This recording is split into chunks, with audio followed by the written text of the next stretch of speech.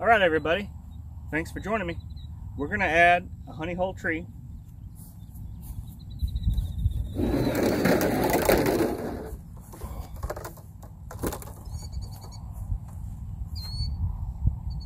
To my new pond. And it's supposed to be almost 5 feet tall. I'm 5'7.5". It's not quite that tall. I guess if you like point these way up, it would be. But anyway, pretty wide, pretty big, snagless structure. Provide good habitat for my fish. So this pond is about 3 weeks old almost, and it's already about 3/4 of the way full. It's going to be about 9 feet deep in the center, and average across the entire surface area of the pond is going to be 6 feet. We're going to add this honey hole tree right out here.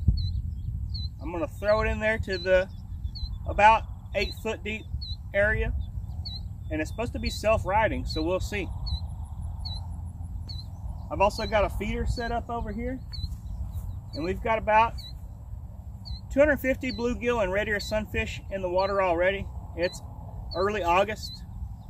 Later this fall, I'm going to add another 200 to 250 bluegill and about 75 largemouth bass. This pond is right about 1/2 acre, but I'm feeding it also with the automatic feeder, so it should support that many bass and bluegill. So let's add this honey hole tree to the water. I've also got 2 honey hole shrubs and another honey hole tree that I haven't assembled yet. I want to add in various areas of the pond. On the other side of the pond, if you can see, there's some spawning area for the bluegill. I've got some pea gravel and some sand areas over there for the bluegill spawn. That's where I'm going to add my shrubs, in that area over there. I've got some honey hole logs I'm going to add over in this area of the pond. I've also got some weighted down wood pallets. They're going to be in about 1 to 2 feet of water when it's full, and that's going to be a great spawning area for the fathead minnows and the golden shiner minnows, which I'll be adding more later this fall so they can reproduce and live in the pond all fall and winter long. So let's check this honey hole tree out, see if it does what it's supposed to do. All right, we're going to throw it right here. I'll toss it out as far as I can to a little bit deeper water, and maybe it'll self-right itself. All right, get down here and see if we can get it out in the deeper water.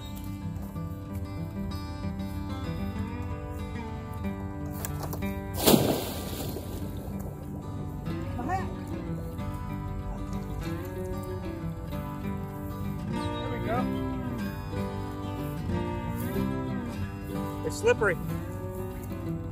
That looks good. I'm not gonna put this hat back on.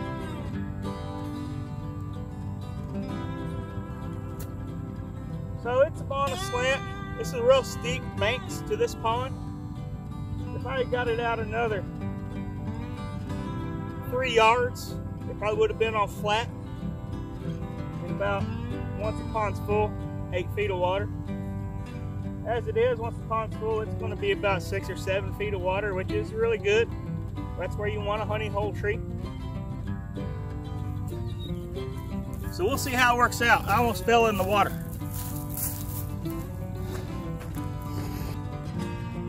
So that's the honey hole tree. We'll make another video when I put together and add the honey hole shrubs and the other honey hole tree. But for now, that's our first artificial habitat. Well, that's artificial there. Pallets and other blocks are artificial. Oh, there goes my feeder.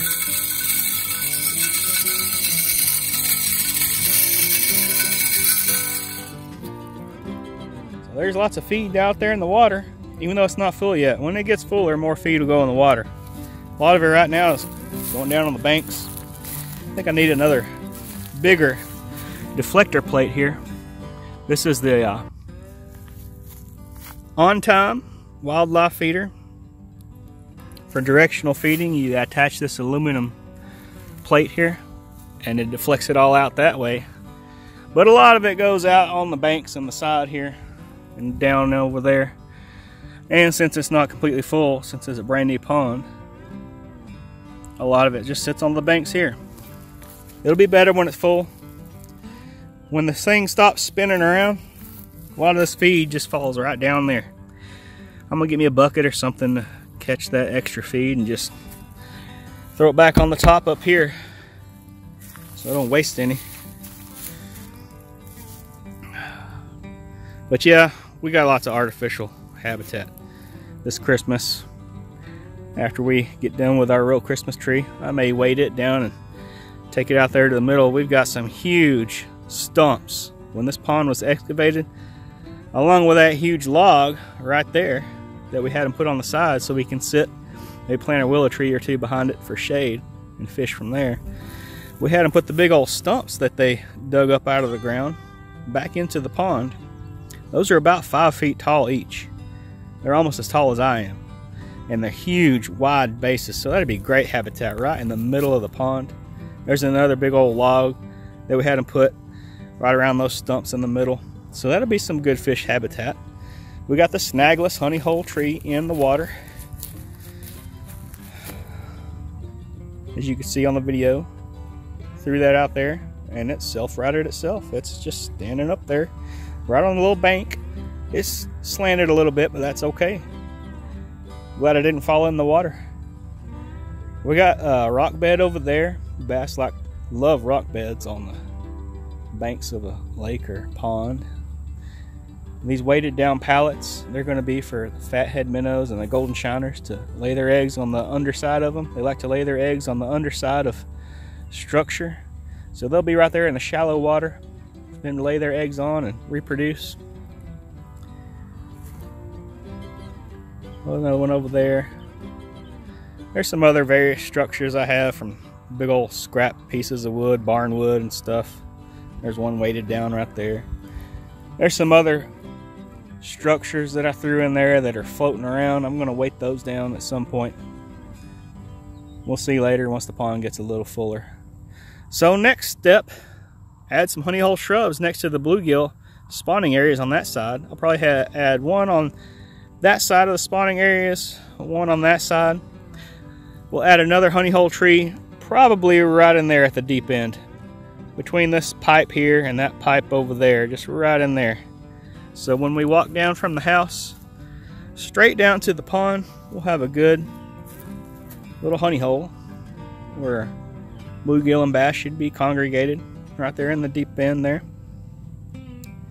We've got a geothermal heating and cooling system on our house, and it pulls water up from a well to help cool the air in the summer and heat the air in the winter, because the well water is a constant temperature.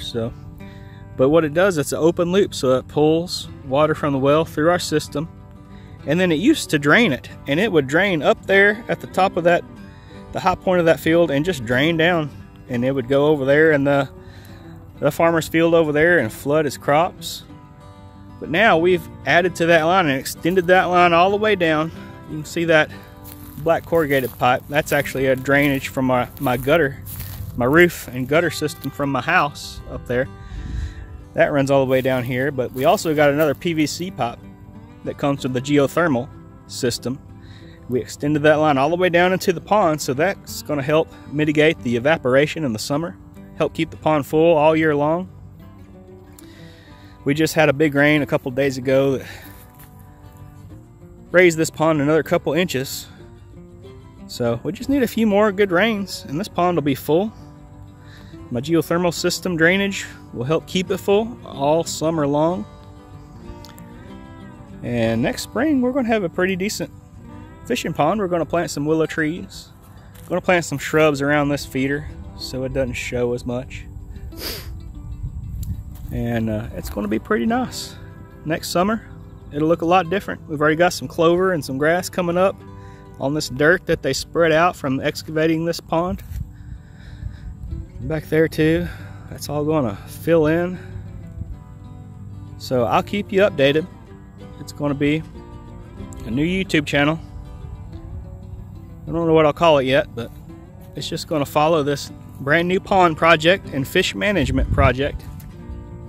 We'll learn some things, and you guys in the comments just let me know what I'm doing wrong or what I'm doing right, and we'll go through this together. It's going to be fun. I'll see you later.